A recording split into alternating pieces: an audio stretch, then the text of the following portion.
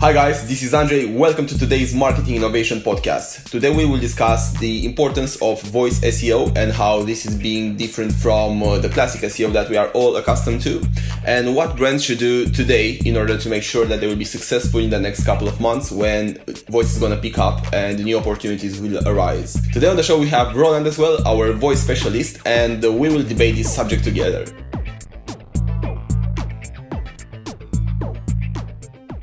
Hi Roland, it's great to have you back on the episode. How's everything going? Hey, how's it going? Oh, fine. Nothing really happening. Just chilling here. How about you? All good. Come on, we need more enthusiasm. Let's get to this. So we will discuss, as we were saying, the importance of voice SEO. And just a quick introduction, we were debating these kind of new emerging trends in voice in our previous episodes as well, and how people search for information online in a different way at the moment. So why we are believers that voice is going to be the next big thing is because it's frictionless and is basically information on demand that is but because voice is a passive source, then people can do this and search for information online or do whatever they need to do while they do other things as well. So, Roland, in terms of the voice searches and the growth in popularity, would you like to give us an introduction in terms of how the voice adoption is changing and kind of like some figures around it? Yeah, sure. What we know now is that around every third search on Google made by a mobile device, it's done by voice. So that means that more and more people are starting using voice queries and voice search, doing from mobile directly because it's just faster. And using this trend, Comscore predicts that 50% of all web searches will be done by voice by 2020. Yeah, I think that that's a really interesting thing, and also like if you are an entrepreneur or a business owner today, it's definitely a thing to keep in mind because there are a couple of things that will differ from voice to search, and we'll debate all of them today. But obviously, if you have a business that is service oriented, that you have to make sure that your services are searchable and easy to display with voice as well, because mainly if you are a service provider for your local community, then voice search is going to be much more local than other types of searches, and your SEO has to kind of shine through and bring that, as an advantage to you. So just to, again, dive a bit more into the subject, let's see a couple of the benefits of voice search. So, Roland, again, do you want to start on why people are more keen to using voice today and how this is growing? Yeah, regarding this, we've recently launched an article explaining exactly the use cases of smart speakers and voice search done by mobile. So if you want to check that, we'll link the article in the description. And you can also find it on our Medium page as well. So it's the adoption in terms of voice trends and how brands can benefit from it today. Just have a look on our publication there on Medium, and you can find it. So what we basically said there is that the driving force behind the smart speakers are the use cases such as having one in your kitchen or living room or even bedroom. Because let's say in the kitchen case, your hands are always doing something. So you can't really reach out for your phone or for a computing device to search for a recipe or try to get some information. So that's why voice is much more convenient in that situation. And many families are buying speakers to spread them around their house. Let's say you have some Echo Dots in the bedrooms and bigger speakers in the living room, so that you also can communicate with all the rooms from once. You have the broadcast feature, you have the reminders, you have the voice messaging stuff, and it's just a way better interface than shouting or trying to call on the phone someone. I think so. Yeah, mainly in America, I think it's a big thing because obviously houses there tend to be bigger, and definitely, actually, just to give you guys a bit of information, if you didn't check the article yet, just to kind of give a bit of context, what we discovered is that the adoption in terms of usage of voice in houses and within a family environment is the highest amongst the people 35 to 45 years old, or 30 to 45, around that, while younger people tend to use it more, kind of like in social environments as well. So it's definitely a trend that is being adopted at a very high pace, and we can see that in the sales that are being generated for Amazon devices, as well as the media attention that is being drawn to this. So mainly, if you are into marketing, you probably saw publications as Adweek, for example, or even Marketing Week writing about the importance of these brands. We also focus on that very much, mainly from the UK. So for more insight, just check out our latest article. And now let's go into what voice really means for your business. So your SEO for voice search is gonna be applicable for any circumstance. If you have a website or a web presence, which most businesses do, then this is certainly a thing to keep in mind. From a customer-oriented perspective, it's a couple of ways in which we will look at this. But let's take the first case, which is from a customer-oriented perspective. Some things that you have to keep in mind when the customers execute the search through voice is that while at the moment the searches are shorter, let's say on mobile devices or web, in terms of the keywords that are used. So for example, 2, 3, 4 keywords. With voice, the query is gonna be longer. So it's gonna be more in a form of a question maybe. So include words such as where, what, etc. And also users are looking for quick or direct answers. So in this case, your brand would have to be kind of like formatted in such a way that when Alexa looks for the result, your result is going to seem to be the most direct answer to the question. So for example, local cases would be looking for some pizza, or for the local dentist, or for a hairdresser, and so on. Yeah, keep in mind that the way that they will be asking the question to Alexa or execute the search is going to be different. So now one tip that business owners can take from us in terms of how to best use these long tail keywords and insert these into their website content.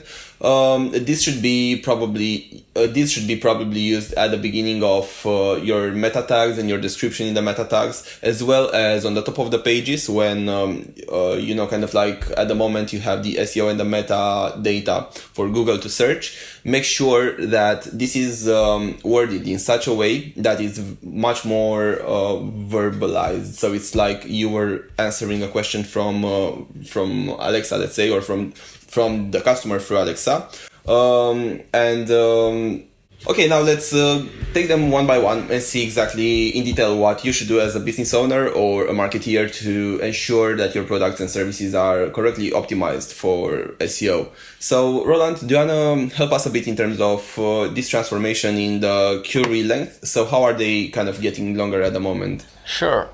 If you look at the typing kind of query length we currently have, it's around 1 to 3 words, because when you use Google, you just type like your issue. You don't really type how do you solve this issue. It's like issue fix. That's it, most of it. And through using voice, it's a different interaction, because you have to ask the intention as well. So it's like how, why, who, blah blah blah. And speech searches are at least 3 words in length, and this is expected to continue growing as digital assistants are becoming better at recognizing context and specifics from a question. And in comparison, text search, it's more concentrated around 1 to 3 words, again because you search for that problem and then fix or solution or another key term. And one tip would be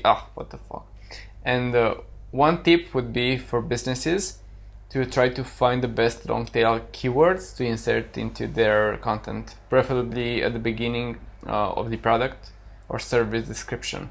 So if you have, let's say, an electronic device, I don't know, let's take like a TV, it would be way better to have, let's say, LG AMOLED 14-inch screen. No, what the fuck?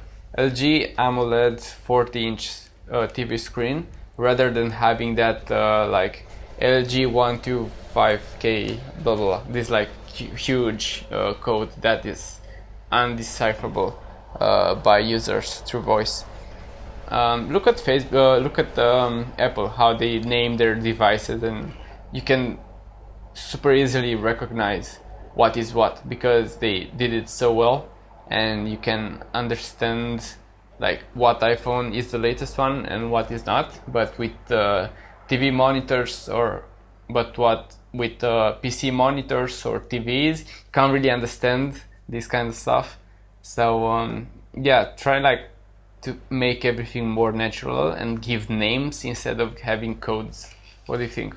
Yeah, I think it's a good idea, and if I mean, obviously at the moment there will be a lot of models, and mainly the electronics brands probably think about this, like how do I totally change my namings because I can't do it because the products are on the market. The solution might be to just keep the name a bit shorter and then add whatever is relevant in the first sentence in the description. So when the customer, let's say, finds that and wants more information about it, first of all, he has the patience to listen for the whole product name. So if that's like 3 to 5 words, then that's fine. And then if they want to hear more details about the model, then they can do that as well by saying, let's say, Alexa, give me more details. And then the first thing that they will find is, the additional product specifications that might be relevant. So now going back into the point with question words and people asking questions, do you wanna kind of like explore this a bit more? Yeah. So the second strategy we have, it's trying to include more question words in your titles. So that goes back to content marketing strategies and making more articles and bringing more value by having tutorials or how-to guides or just tips. I think you have more experience in this, so you can talk how brands can create how-to content, right? Yeah, sure. So basically, this would be the idea of, for example, one of the good examples would be at the moment YouTube, where people look for stuff or how to, where to find, etc. And usually YouTube comes as one of the first results because it's it's voice and video. But ideally, in a voice scenario, Alexa should be able to look in the same way that Google does, for example, now through video content on YouTube to find your results. So keep in mind that Alexa uses Bing. So your SEO is going to be firstly optimized for Bing and then optimized for voice in such a way that, for example, when somebody searches for, let's say, a recipe of how to cook banana bread or how to, fry potatoes, whatever that might be, then the result from you is very relevant and easy to find and easy to, again, be categorized as a direct answer. So produce content, put these things into your frequently asked questions on maybe your website, so that when Alexa lands on your website, then the additional information that might occur from this interaction is also put from your website, and so on and so forth. And also you can include this in your service descriptions as well, if applicable. So not in the form of a question, but rather than this product teaches you how to do X, Y, and Z, or something like that, in such a way that, again, when Alexa lands on your page, it can pull this information from your description and then, kind of like facilitate the selling of the product. Mm-hmm. What I would add here is that at the moment, when you ask, give me more information about Apple or Samsung, they access the Wikipedia page. But if you're like a smaller business and you don't have that, the second best way to provide this information would be to, as you said, have an FAQ page. And if you have exactly those keywords, like at the About Us tab, you have more information about our brand. Alexa will be able to get into that, tap into the information and just pull everything and spit it out, instead of having a Wikipedia or like this kind of like more like higher Oh, okay. So kind of like as when your company grows, it kind of like has a bigger online presence and so on. So people, kind of can find more information from multiple sources. Yeah. Again, this is an SEO thing, a classic SEO thing, using backlinks, and I'm gonna go into it in just a bit. But yeah, you're totally right. And another thing that now we can dive into is how users are looking for quick and direct answers, and how brands can facilitate them being the results. So basically, most of us saw that, for example, when we look for something online and like a question or a service, usually we get like a suggested response on the top of the search page. So that would be, kind of like how to build a boat. I don't know. You'll get like a box with step-by-step results. So that those can be from Wikipedia, but equally they can be from blog posts and so on. So many times now, I saw many in the past 2 years, blog posts tend to rank very well in terms of kind of like how to do stuff. And many times they are with bullet points, and it's easy to surf through from a search engine point of view, and from the user point of view, it's also very easy to follow. So one thing that you can do to again facilitate the discoverability in voice would be to include this kind of content in your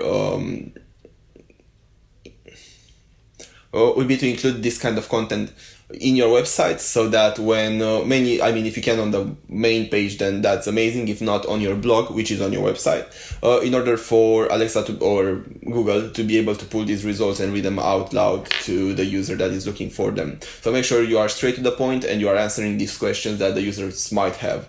And this again goes back to the idea of creating content that is relevant and making sure you offer value before selling your services, because many times you build trust through this, and then the users will come and purchase from you. But in the first place, the challenge is to get discovered amongst all the other brands in the Alexa environment, or kind of like this search on voice universe. And another thing that you should do, and you probably do that already for the classic SEO issues that you are addressing, but if you can keep your links and everything in directories up to date, and also build backlinks. So this would be you being featured on other websites with direct links to your main pages. Then that also makes your pages more reliable from a search engine point of view, as well as bumps it up in the search results as being one of the trusted web pages, etc. So that counts a lot, and it will count in voice as well. Now keep in mind again that Google assistants, for example, use Google, but if you don't do anything on the Bing side, then this is something you might want to consider, mainly because Alexa uses this. And now going into the final point that we're discussing, which is the geolocation of the searches. As we were saying, at least at the moment, and probably in the foreseeable future, people will use assistants more often to find out about local things going on around them. So if you are a local business, a restaurant, etc., then it's going to be really important for you to have your business optimized for location as well. So one of the things that you should do is make sure that, again, your website is mobile optimized. Now this is, most businesses already have that in 2018, but if you don't, then address this immediately. And also make sure that you feature on websites such as Yelp, TripAdvisor, Google Maps, it's a really good one, Bing Maps, again, for Alexa, and all the maps that you can. And then in those places and on those kind of platforms, make sure that you have your contact details there, a couple of details about your business, your website, etc., because all these things build backlinks to your business. So you kind of like have to create a system that feeds back to your website through all these things. So localized things, content-based pages, and so on. Enabling the assistant to find your business and your brand, and then put the information and give it to the user. I wanted to ask you here, how do you compare the local SEO of Google compared to Bing? Okay, great question. Basically, at the moment, from our research, Bing is not yet as developed as Google in terms of artificial intelligence and their marketing tools. So mainly if you look at Google, you'll probably have much more opportunity there to optimize in terms of the geolocation, because they connect very well with other providers. But for example, for Bing, one of the main partners in terms of localization is Yelp. So make sure that if you are addressing the Alexa side of voice search, you are present on Yelp, you have reviews and so on. And also in terms of Google Maps, in terms of the big maps, make sure that you have reviews there as well. So on both search engines, something really good to do is get, your customers or some of your people within your organization to give the initial reviews and feedback in order to build trust that that's the real place of your business, etc. And then put it on Yelp, put it on other additional local search engines, let's say, in order to build this. Does this answer the question? Yeah, it's on point. Okay, awesome. So I think that's kind of it for today in terms of the voice SEO. It's a fresh subject, so everybody's kind of like looking into the next thing or the next discovery in terms of how brands will benefit from this long run.